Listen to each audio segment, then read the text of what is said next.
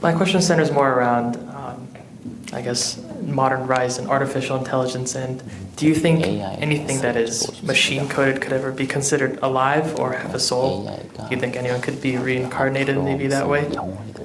사람이 환생하는지도 정확지 않는데 AI가 환생한다는 생각을 어떻게 합니까? So how can you think that AI can be reincarnated when we're not even sure that human beings can be reincarnated? 사람이 환생한다는 것은 믿음입니다. So for the fact that human beings are reincarnated is actually a belief. 신이 있다는 것도 믿음이고요. The same thing as we believe in God. 그런 믿음이 우리에게 위안이 됩니다. And those beliefs, can be a source of comfort to us. 그러나 그것이 사실이냐 하는 문제는 전혀 확인할 수가 없습니다. But there's no way we can actually validate those beliefs as facts.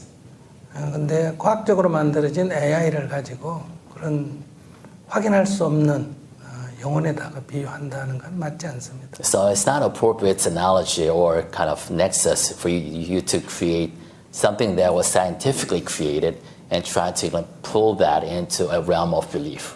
영혼이라는 것도 우리들의 생각입니다. And even the concept of soul is just our concept, it's a thought. 이런 정신적인 작용이 있을 뿐이지 어떤 영혼이라는 실체가 있다는 것도 아무런 증거가 없습니다. So we have this called mental functioning, we're conscious, but there's no proof out there that something like a soul exists. 만약에 우리가 자율주행 자동차가 움직인다고 합시다. Say we have, self-driving cars. 그런 작용이 있습니다. So that's a function. 거기에 영혼이 있습니까? Is there soul there? 그러니까 작용이 있다고 영혼이 있는 것은 아닙니다. So just because there's a function doesn't mean there's a soul. 이 세상의 모든 물질적이든 생명적이든 정신적이든 작용은 있지만은 실체는 없습니다. So there's a lot of, for all material, non-material phenomena, there are functions.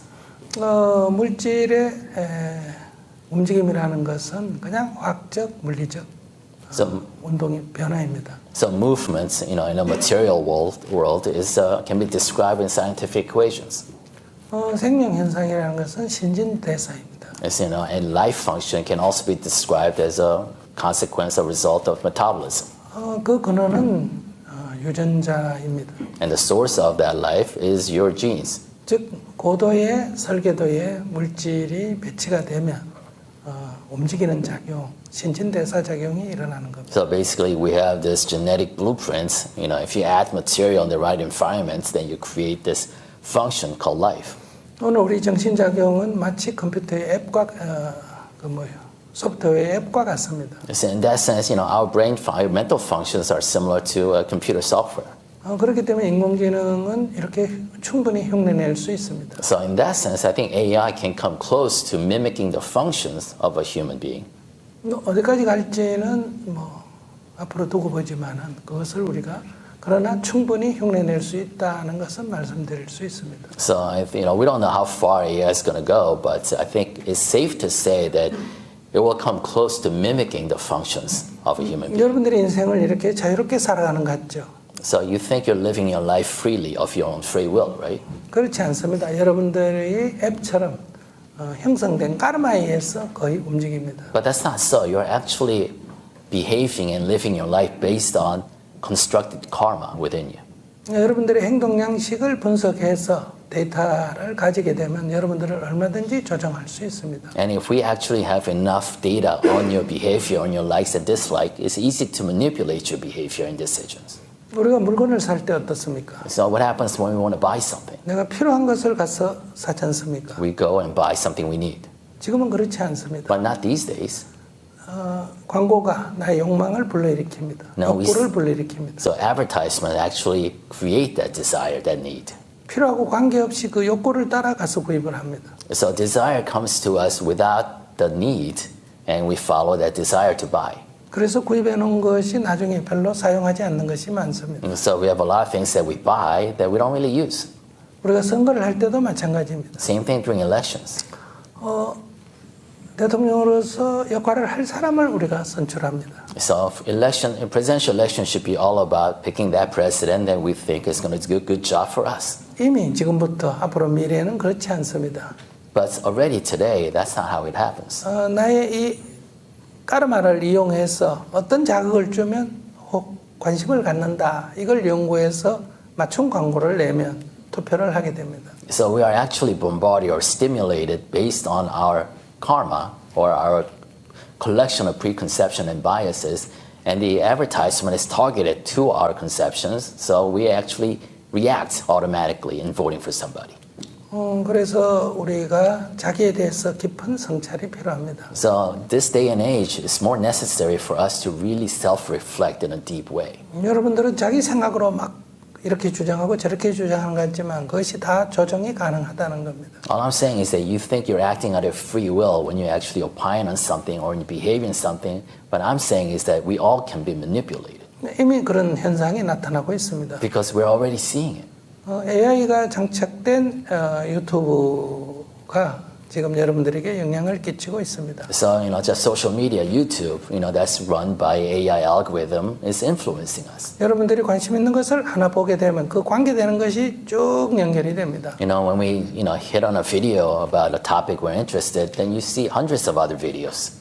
그래서 여러분들이 계속 그걸 보게 됩니다. And you keep watching and watching the same videos. 그래서 사고가 이렇게 편중됩니다. Then you start kind of creating this mental cage of certain specific opinions about that topic. 그래서 지금 사회가 정신적인 양극화 현상으로 치닫고 있습니다. That's when we see the influence of social media in actually creating this, tunnel vision within us.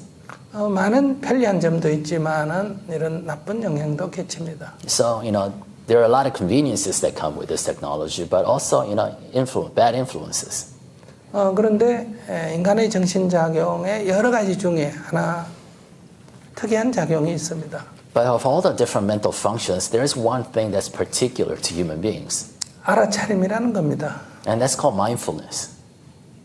내가 나를 알아차리는 겁니다. To be mindful of yourself. 내가 화를 낼 때, 내가 화가 나고 있다 하는 걸 알아차리는 겁니다. So when you get angry, to be mindful and become aware that you're getting angry. 내가 욕심을 낼 때, 내가 욕심낸다 하는 걸 알아차리는 겁니다. When you're getting greedy, becoming aware that you are greedy. 이 알아차림은 행동을 바꿀 수 있습니다. This mindfulness is powerful enough to change your behavior. 알아차림이 없으면 거의 자동으로 그 까르마의 형성대로 움직입니다. Because without that mindfulness, you are just allowing your karma to kind of drive you automatically. 앞으로 인공지능이 알아차림까지 나타날지 그건 아직 모르겠습니다. So I'm not sure whether AI is going to go to that level of mindfulness. 그러나 기억, 계산 이런 것은 이미 다 이루어졌습니다. But of course, other kind of functions, mental functions like calculation, mechanical mental functions, is far better already. 어떤 규칙이 있는 어떤 사고방식은 거의 다 AI가 대체할 겁니다. Something that actually has rules, and application of those decision rules, AI is far better. 그런 면에서 여러분들이 알아차림이라고 하는 것에 대해서 좀 더 관심을 갖고 수행을 했으면 좋겠습니다. So in that sense, I want to urge all of you to investigate that mindfulness, that concept of mindfulness more and apply it to your practice. 마치 비유를 들어서 말한다면 So come on, using an analogy. 여러분 꿈속에서는 내가 꿈을 꾸고 있다는 것을 모릅니다. When you're dreaming, you don't know you're dreaming. 거기에 강도를 만났다면 여러분들은 두려움이 생깁니다. And if you meet a mugger, then you feel fearful. 도망을 가게 됩니다. You want to run away from the mugger. 그러나 그때 이게 꿈이다 하는 것을 알아차리는 겁니다. But at that moment, you can realize that you are dreaming. 그런 경험이 있습니까? Have you ever kind of experienced something like that? 꿈인 줄 알면 도망을 가지 않고 눈을 뜨려고 합니다. Because once you realize you're dreaming, you no longer want to run away. You want to just open your eyes. 물론 잘 안 떨어집니다. Of course, it's not that easy. 한참 애를 써야 됩니다. You have to really make an effort to open 그러다 your 눈을 eyes. 떡 뜨면 아무 일도 없습니다. But once you do manage to open your eyes, nothing has happened. 이것이 깨달음입니다. That's enlightenment.